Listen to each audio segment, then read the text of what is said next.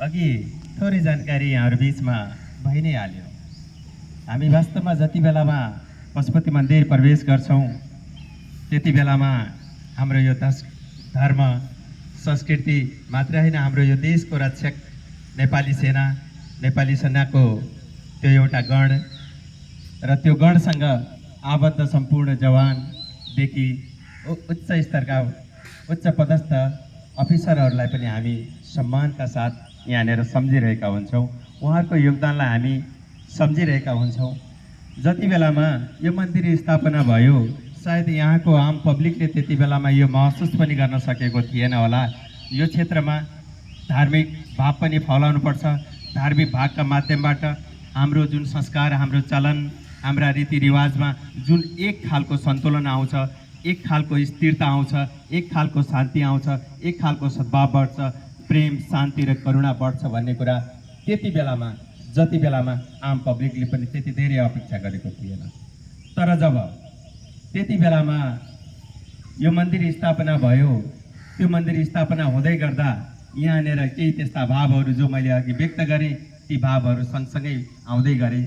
ती भाव सँगसँगै यही क्षेत्रमा रहेको, यही क्षेत्रको, यही मातृभूमिको रक्षा गर्ने यी कर्मठ यो सेनाले को सम्बन्ध र आम पब्लिकको सम्बन्ध यति मात्रै होइन, हाम्रा संस्कार, संस्कृति र चलनहरूका सम्बन्ध सँगसँगै जोडेर आए। त्यसले गर्दा हाम्रो समाजमा एक प्रकारको सन्तुलन बस्यो। त्यो सन्तुलनका कारणले गर्दाखेरि आज हामी सबै सुरक्षित छौँ, सबै आनन्दित छौँ, सबैमा एक प्रकारको भाइचाराको स्थिति छ, सबैमा एउटा भ्रातृत्वको भावना छ। यही भावना वास्तवमा धर्मले जगाउँदो रहेछ, कर्मले जगाउँदो रहेछ।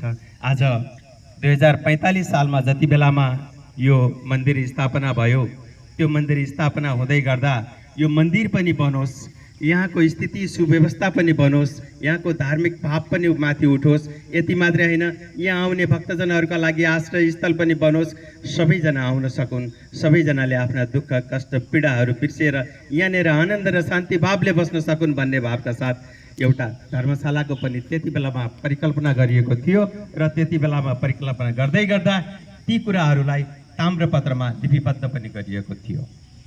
त्यसै अनुसार जब 2 वर्ष अगाडि यो कार्य समिति बन्यो, कार्य समिति बनिसकेपछि अब यसलाई अलिकति नयाँ उचाइमा पुर्याउनु पर्छ भन्ने भावका साथ हामीले यो सबभन्दा पहिला कुदिएका, सङ्कल्प गरिएका, प्रण गरिएका कुराबाटै शुभारम्भ गरौँ भनेर हामीले धर्मशालाको जग स्थापना गऱ्यौँ।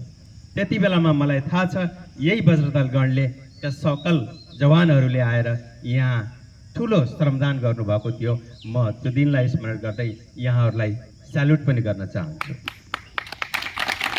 वास्तवमा हामी देश बनाउँछौँ, हामी संस्कृति उठाउँछौँ, हामी धर्मको रक्षा गर्छौँ। वास्तवमा यसको कहीँ न कहीँ कार्य हुने गर्दछ।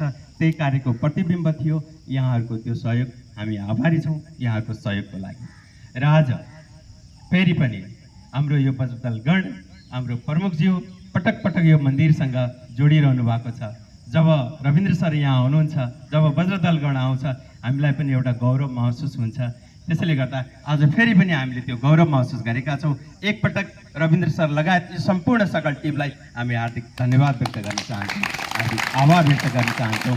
यहाँहरूको उपस्थितिप्रति हामी कृतज्ञता व्यक्त गर्न चाहन्छौँ र यहाँहरूले दिएको यो सहयोग, जनबाट उठेको यो सहयोग, तपाईँहरूको यो पारिश्रमिकबाट, तपाईँहरूको मेहनतबाट, तपाईँहरूको पसिनाबाट आर्जित शुद्ध कमाई पशुपति मन्दिरको धर्मशाला निर्माणको लागि हामीले जस्ताको तस्तै प्रयोग गरिदिनेछौँ र यहाँहरूको सबैको नाम एकपटक संस्थाको नामलाई शिलालेखमा कुदेर हामीले यसलाई जीवन्त राख्ने र एउटा भविष्यसम्म सुरक्षित राख्ने प्रयास गर्नेछौँ।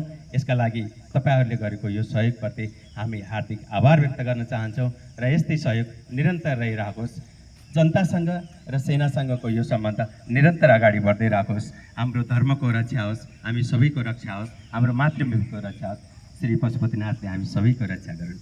ओम धन्यवाद।